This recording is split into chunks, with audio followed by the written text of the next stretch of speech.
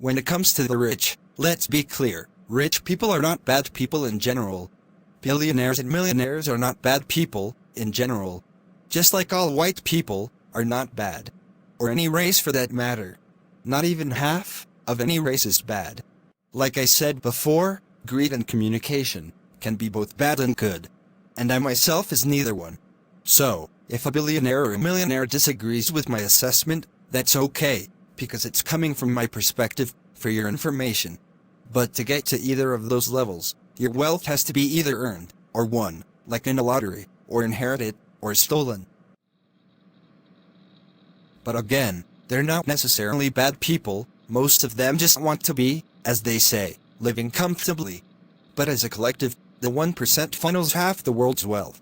Currently, a human being's life in Western countries is valued at $10 million. Can you see a homeless person retrieving that money in a civil lawsuit?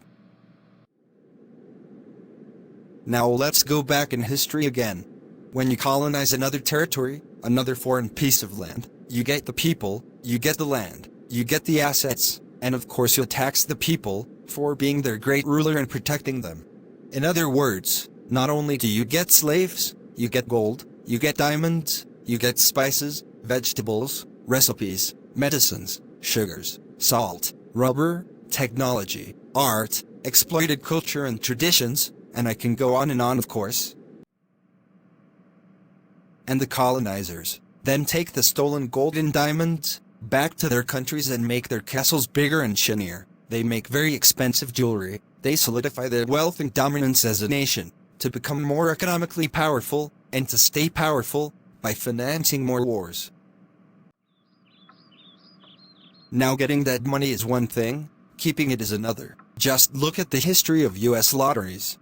But if you can keep it, automatically puts you on another level in any civilized civilization.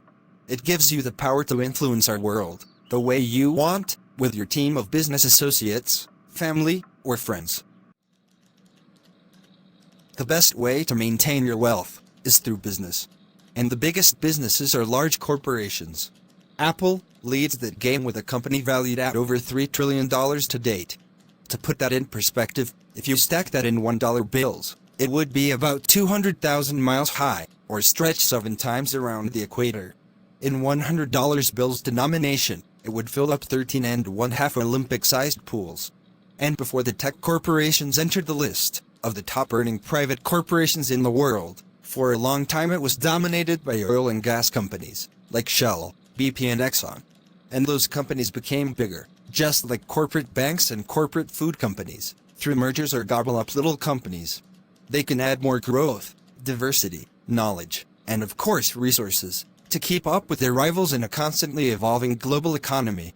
Yeah, we're way past just air, water, food, shelter, and clothing for warmth.